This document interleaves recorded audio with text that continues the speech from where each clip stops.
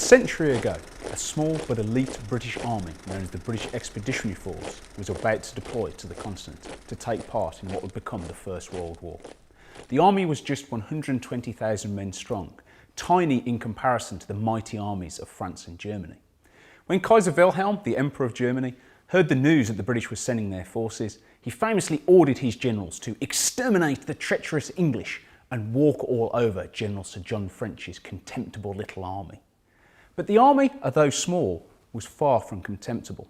The official historian of the First World War, himself a veteran of 1914, James Edmonds, described the British Army as incomparably the best trained, best organised and best equipped British Army that ever went forth to war. It would prove its fighting skills in 1914. But it owed those skills to a much earlier conflict, and this was the Boer War of 1899 to 1902, fought in the wilds of South Africa. The South African War had been a watershed conflict for the British Army. A great deal had gone wrong. There had been humiliating battlefield defeats early in the conflict, and then the war had been prolonged, bloody and bitter as it entered the guerrilla stage of fighting. But as Rudyard Kipling's poem The Lesson had commented in 1902, we have had no end of a lesson and it will do us no end of good. The British Army emerged from that war determined to learn the lessons and explain to itself what had gone wrong. To turn first to the infantry, the queen of the battlefield perhaps. The infantry in South Africa had primarily been hampered by its inability to shoot straight. Before the Boer War, the infantry had been trained with just 42 rounds of ammunition per year per man. More so than that, each infantry battalion had been taught volley fire, restrictive, controlled and simply inadequate for the fighting that it experienced in South Africa. The skillful Boer marksmen had found the British easy pickings as they lined up to deliver volleys. But after the Boer War, the British changed their approach, and when a French observer came to examine the British Army's training methods in 1910, he proclaimed, "The English have a musketry mania," and this had developed very much from the Boer War experience. Following the end of the Boer War, the British Army was determined to make its infantrymen as skillful shots as the Boers themselves. To this end, 300 rounds of ammunition were allocated per man per year for musketry training. Although this number fell to 250 rounds per year per man in 1906, this was still higher than any other army in the world. And to give you some comparison, the German army in this period allocated 100 rounds of ammunition per man over 2 years. In that same time frame, a British soldier would have fired 500 practice rounds. And this gave the British Army its famous, almost legendary musket skills that it possessed in 1914. But it wasn't just firepower that the British emphasised. They also understood from their Boer War experience that it was necessary to move and advance and to use fire as a way to carry attacks forward. Whereas in the Boer War, the Boers had often been able to pin down the attacking British at long ranges. As the war went on, the British developed their tactics. One group of soldiers would provide covering fire while another dashed forward. The first group that had dashed forward would then provide covering fire for their comrades, and in this way the attack would keep on moving. And these ideas were codified and written into British doctrine in the aftermath of the Boer War and would prove their value in 1914. The other great lesson of the war was concealment. The Boers had been noted as being by temperament and nature almost unbelievably successful at hiding in rocks, bushes, long grass or other areas of natural terrain. The British by contrast had not been so skillful. Henry Colville of the Guards Brigade remembered an incident in 1900 when the Guards battalions had lined up on a ridge in full view of the Boers when a mere yard one side or the other would have put them into effective cover. In the aftermath of the war, much changed. Though the British already had khaki uniforms which made it easier for them to blend into the scenery, soldiers were now trained to duck behind cover whenever possible. Whereas in the Boer War, there are accounts of soldiers wandering around aimlessly, waiting for an officer to point out the individual rock they are supposed to hide behind. In 1914, this was not the case, and German Jaegers, elite light infantry, commented the British infantry were extraordinarily difficult to observe, even for highly trained scouts, such as the German Jaegers. The infantry set the standards for the British Army, then the artillery was not far behind. The Boer War had been a difficult war for the artillery. It was the first time that the Royal Artillery had fought an opponent armed with comparable weapons since the Crimean War of the 1850s. And although the gunners went to war with great confidence, they soon found that the Boers were a more formidable opponent than expected. Although the Boers themselves did not have the weight of artillery the British possessed, they had made up for it with quality, possessing long-range guns such as the famous 105mm long toms and modern weapons imported from Europe that were at least a match for the British 15-pounders. After the war, the great lesson that the British artillery took was the need for new equipment, and it not merely any old guns, but heavier guns than they'd gone to war with. Whereas the standard British field piece in 1899 was the humble 15-pounder, after the war, the British adopted the 18-pounder, the heaviest field gun in its class in Europe. It was supported by the 13-pounder for the cavalry, and most interestingly, by the 60-pounder, the first heavy gun for field operations the British possessed, a gun that was directly inspired by the success of the Boer long toms in the Boer War. The other lesson that the Boer artillery had taught the gunners was the need for concealment. The Boers had been masters at concealing their guns, surviving British counter-battery fire no matter how heavy it proved to be. The British had acknowledged that one of the great difficulties of the Boer War was knocking out concealed Boer guns, which were able to survive storms of shrapnel and lyddite-high explosives. The British, though, realised that there was something to be learned here. If Britain was to fight a European opponent, most probably Germany, who had a preponderance of artillery, it would be necessary for the Royal Artillery itself to take cover. This was a controversial subject amongst the gunners after the Boer War. Some felt that it went contrary to the spirit of dash that was informed particularly the Royal Horse Artillery, and others actually saw Colonel Long's famous disaster at Colenso not as an example of what not to do, but as an example of courage and dash, that even though it cost the batteries their guns, was nevertheless to be admired in a strangely perverse way.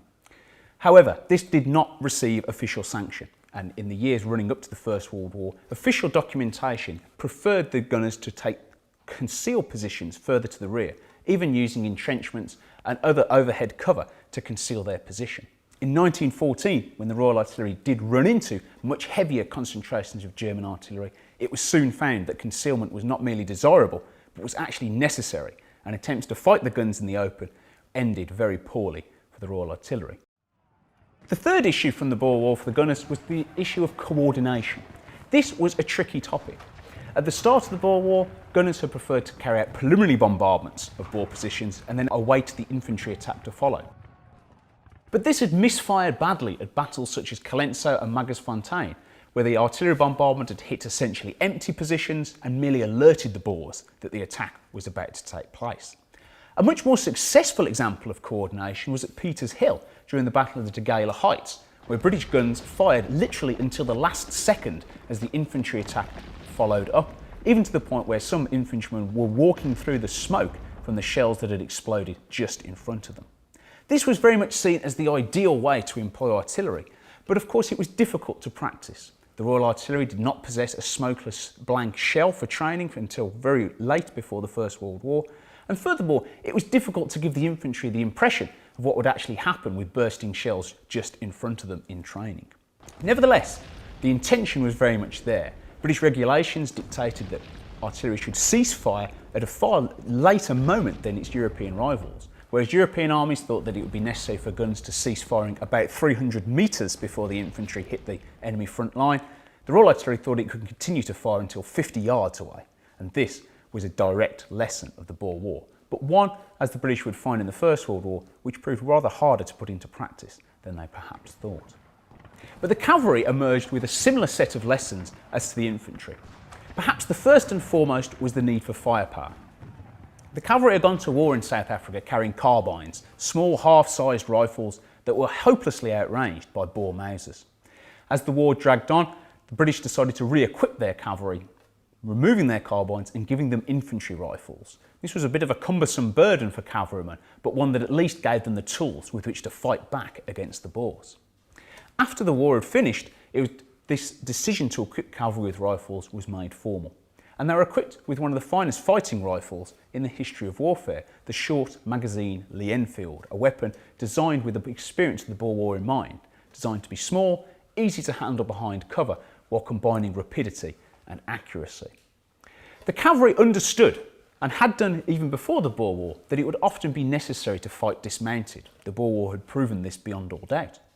What the cavalry then did after the war was train themselves to the same standard of firepower as the infantry. They underwent exactly the same musketry training course and were allocated the same 250 rounds of ammunition per man as the infantry.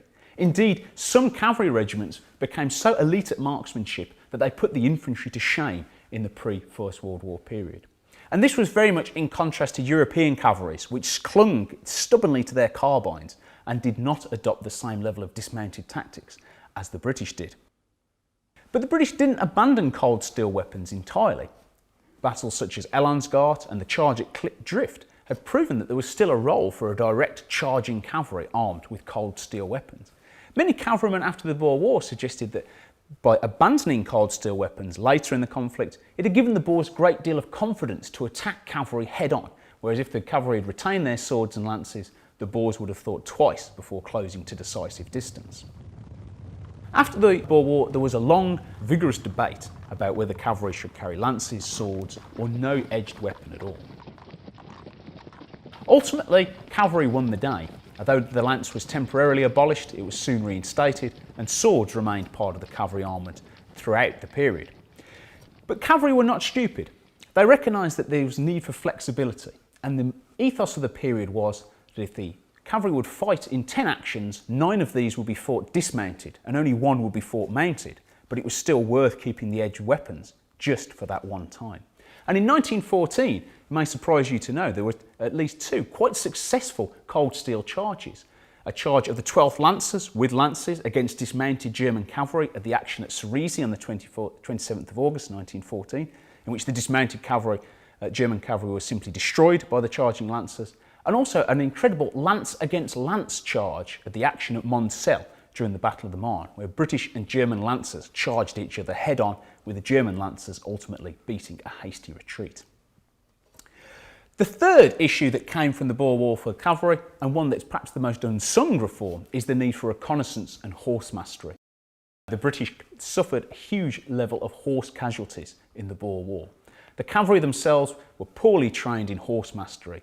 They were inexperienced in looking after their animals on campaign, and the long supply lines, the difficult terrain, the heat, and the lack of fodder all contributed to take a terrible toll on the horses. After the Boer War, it was understood it was much necessary to improve the understanding of horse care. And the cavalry worked assiduously to train its men into how to look after horses, treat them if they fell sick with minor ailments, and generally take much better care of them on campaign. And this was important if the cavalry was to fulfil its primary role of reconnaissance. Reconnaissance would inevitably take cavalry away from their supply lines, from their front lines, and could involve cavalrymen operating on their own or in small groups for an extended period of time. If their horses were to fall sick or lame in this period, then the reconnaissance would be a failure. What this meant in 1914 was that the British cavalry remained far more effective than its German opposites. Whereas the Germans did not have this experience and rode their horses to destruction in 1914, the British were much better at caring for their animals and maintained their mobility throughout the campaign. And this was important. It allowed the British not only to reconnoitre German positions, but it also allowed the British to skillfully beat off German reconnaissance attempts, thus keeping the German attackers largely blind for much of the 1914 campaign. To turn to the conclusions then. The great British military historian, himself a First World War veteran, Basil Liddell Hart, described the British Expeditionary Force of 1914 as a rapier amongst scythes. It was small, it was lethal, particularly if handled with skill, but it was also vulnerable to the sheer crushing weight of its opponent's blows. Nevertheless, it established an enduring reputation for skill at arms and military effectiveness, and the Old Contemptible's title is one that is still murmured with pride. Weaknesses did remain in the British Army, undoubtedly. It still suffered from a small size. There were undoubtedly some elements of training that could have been improved, difficulties of coordinating artillery, for example, and there was a general underestimation of just how intense a European war would be. But nevertheless, even critical historians have agreed that man for man, the British Expeditionary Force was the finest trained in Europe at the outbreak of war in 1914. Quite the contrast from the experience the British had in the opening weeks of the campaign in 1899, when they had of course suffered Black Week at the hands of the Boers. The contrast between the British Army's rather bungling performance in 1899 and its very successful one in 1914 is striking, and it is almost impossible not to agree with the assessment of one British veteran who wrote in 1921, "Paul Kruger was the best friend the British Army ever had."